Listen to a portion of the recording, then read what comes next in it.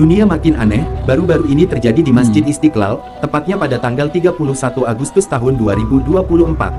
Ya, ini 31 Agustus tahun 2024, berarti masih baru kan? Masih baru. Tampak segerombolan orang mengenakan pakaian merah putih, berkupluk merah, yang jika ingin dicocok logikan ini pakaian mirip Santa Claus. Ya, pakaiannya mirip Santa Claus Santa ya. Claus. Ya, berkupluk merah putih dan berpakaian merah putih begitu teman-teman. Ya, mirip Santa Claus gitulah.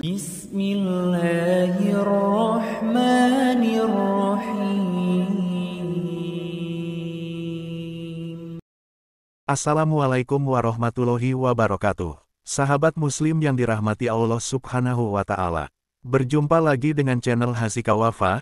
Sebelumnya kami ucapkan banyak terima kasih dan kami doakan, semoga Allah subhanahu wa ta'ala senantiasa memberikan kesehatan dan menjauhkan kita dari segala musibah dan bencana. Amin ya robbal alamin. Pada video sebelumnya, kita telah membahas tentang hukum seorang muslim mencium tangan atau pipi pimpinan agama lain, yaitu Paus Fransiskus menurut pendapat para ulama. Pada video kali ini, channel Hasika Wafa akan membahas kejanggalan yang terjadi di Masjid Istiqlal beberapa bulan terakhir, sampai dengan Imam Besar Masjid Istiqlal yang menyambut Paus Fransiskus dengan berlebihan. Beberapa waktu yang lalu, channel YouTube Dodi Sefriadi sempat membahas beberapa kejanggalan yang terjadi di Masjid Istiqlal Jakarta, mulai dari kegiatan pengkaderan ulama yang diisi oleh narasumber dari kaum Yahudi, hingga kegiatan beberapa hari yang lalu saat Paus Fransiskus datang ke Indonesia.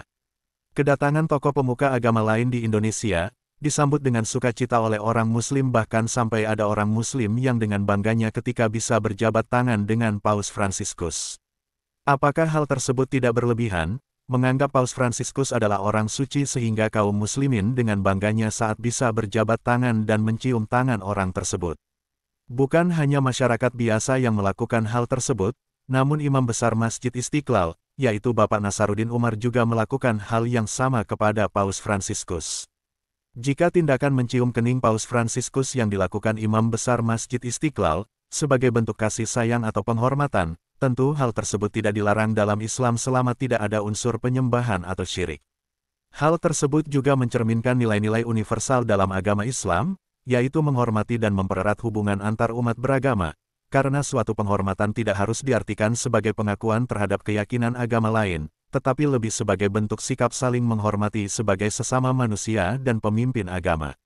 Namun hal tersebut dianggap terlalu berlebihan oleh sebagian umat Muslim di Indonesia, karena dapat dinilai berbahaya bagi akidah umat Muslim, apalagi jika hal tersebut dilakukan dengan tujuan mengharap berkah dari pemimpin agama tersebut.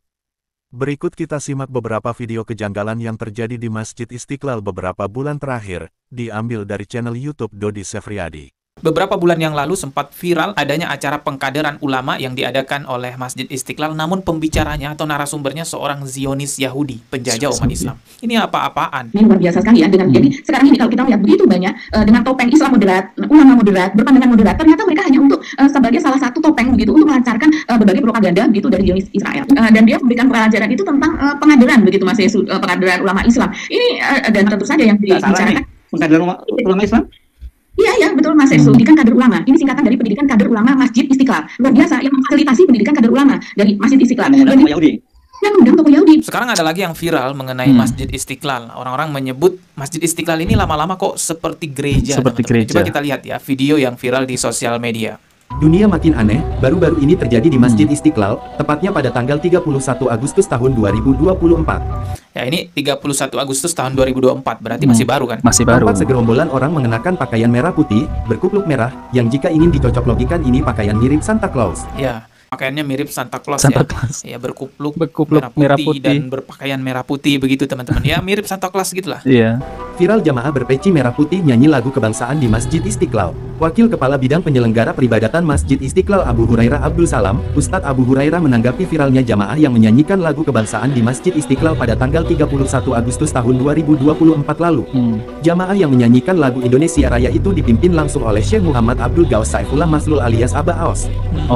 Jadi ini jamaahnya Aba Aos ya, yang ada di Masjid Istiqlal berpakaian seperti Santa Claus. Menurut Ustadz Abu, pihak penyelenggara telah menyampaikan klarifikasi terkait viralnya ribuan jamaah yang mengenakan kopiah warna merah putih itu.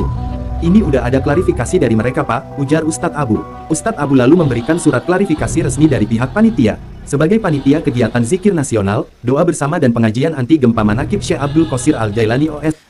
zikir bersama ini acaranya. Tapi kok kayak menyerupai umat agama lain acara zikir bersamanya? Sahabat Muslim yang dirahmati Allah Subhanahu wa Ta'ala, Islam adalah agama yang penuh dengan toleransi. Bahkan Islam melarang keras mencampuri urusan ibadah agama lain. Namun seringkali toleransi disalahartikan oleh sebagian umat Muslim di Indonesia. Mereka bahkan ikut memeriahkan kegiatan ibadah agama lain, dengan dalih untuk menghargai dan toleransi antar umat beragama. Berikut penjelasan Ustadz Adi Hidayat, tentang makna toleransi menurut ajaran Islam. Sampaikan qala fil anwari, dan disebutkan dalam kitab Al-Anwar, wa yaqta'u bitakfiri, dan cukup dianggap ingkar atas fatwanya ini. Ya, lalu nyambung ke baris yang kelimanya. Wa kullu fa'ilin fi'lan, yaitu setiap orang yang melakukan aktivitas yang langsung terlihat, tindakannya nyata kelihatan, ya. Wa kullu fa'ilin fi'lan la yasduru illa min kafir, ikut-ikutan dari perbuatan-perbuatan non-muslim yang akan ibadah. Ya, kasujudi lis-salib, ya, seperti ikut-ikutan kata beliau, ada yang pakai salib, ya, awin nar, ada yang ikut-ikutan ke tempat penyembahan api. Ya, ini jaga toleransi itu indah dalam Islam. Indah. Biarkan umat lain beribadah dengan kepercayaannya, tidak boleh diganggu. Tugasnya hanya berdakwah. Ya, kita berdoa dan berdakwah, tapi nggak boleh mengganggu orang. Awas hati-hati, lakum dinukum waliyadin. Untukmu kepercayaan Anda, untuk saya agama saya yang saya yakini. La ikraha fid din, tidak boleh memaksa orang dalam urusan agama. Jadi nggak benar kalau misalnya ada orang Islam, maaf ya, masuk ke gereja misalnya kemudian sweeping, ya, berhentikan orang ibadah di tempat ibadah mereka, itu nggak boleh. Bahkan dosa itu. Ya, dosa karena laknya lanahi. Ya, Quran surah kedua Al-Baqarah ayat 256, posisi paling kiri sebelah bawah. La ikraha, tidak boleh memberikan paksaan. Ya, yang ada kita doakan, kita dakwahi. Ya, dengan dakwah itu mudah-mudahan ada kelembutan hati, bisa hadir petunjuk Allah pada diri-diri mereka. Tapi nggak boleh memaksakan, ya, sampai merusak dan sebagainya. Itu tidak diperkenankan. Ya. Tapi yang menarik, jangan sampai juga menjadikan semua aktivitas itu, ini toleransi tingkat paling tinggi itu. Untuk Anda silakan, kami nggak ganggu. Ya. Tapi juga, maaf, tidak boleh kemudian ikut-ikutan di dalamnya. Seperti kita pun tidak boleh memaksa mereka untuk ikut-ikutan tentang tradisi dalam agama kita. Ya, ritual agama kita. Ya, antum Idul Fitri misalnya, antum pimpinan di perusahaan, maksa karyawannya harus pakai, ya, jubah, ya, pakai sarung, pakai koko, misalnya, itu nggak boleh. Ya, biarkan aja gitu kan. Nah, termasuk juga pernah terjadi di Jawa, itu dulu tahun 1330 Hijrah, 108 tahun yang lalu, sekitar 1908 tahun yang lalu, itu pernah ada kejadian orang-orang Jawa itu dipaksa untuk ikut ke tempat ibadahnya penjajah pada saat itu, beserta tuan-tuannya, kemudian diminta untuk mengenakan atribut-atributnya, kemudian diminta ikut sekalipun tidak ikut ibadah ke tempat ibadah mereka. Itu sudah ada kejadiannya dulu. Maka keluarlah fatwa ini. Kata beliau, awil masyi ilal kanais, atau ikut-ikutan kemudian walaupun itu dipaksa untuk pergi ke kanais, jamak dari kanisah, gereja. Untuk pergi ikut-ikutan. Jadi dulu sudah ada itu kejadian itu sampai keluar fatwa. Nah, ini saya coba mengutip ya, untuk menegaskan kembali supaya kita tidak larut dalam hal yang bertentangan dengan hukum Allah di sini. Ma'ahliha, ikut-ikutan bersama ahli ibadahnya, ya, pemeluk agamanya, bizanani liha, ya, atau bahkan mengenakan atribut-atributnya. Nah, itu sudah keluar fatwa dulu. Ya. Jadi MUI itu cuma menegaskan saja untuk menjaga toleransi supaya tidak saling mencampur adukan dalam kehidupan ritual beragama. Jadi toleransi itu tidak harus ikut-ikutan, tapi memperkenankan mereka sesuai dengan keyakinannya, silahkan, jangan diganggu, dan kita pun tidak terlibat di situ, dan kita pun tidak memaksa mereka untuk mengenakan atribut kita. Jelas di sini? Wah, itu fatwa sudah keluar dari zamannya Kiai Haji Muhammad Hashim bin Asy'ari. Ya, jadi hati-hati ya, awas hati-hati, ulama-ulama kita dulu sudah mengingatkan supaya menjaga ketentraman dengan tanpa melibatkan unsur-unsur yang bisa mengganggu kehidupan beragama yang baik di negeri ini. Sejak dulu masih bernama Nusantara. Semoga video ini bermanfaat bagi kita semua dan menambah tingkat keimanan kita kepada Allah Subhanahu wa Ta'ala. Wassalamualaikum warahmatullahi wabarakatuh.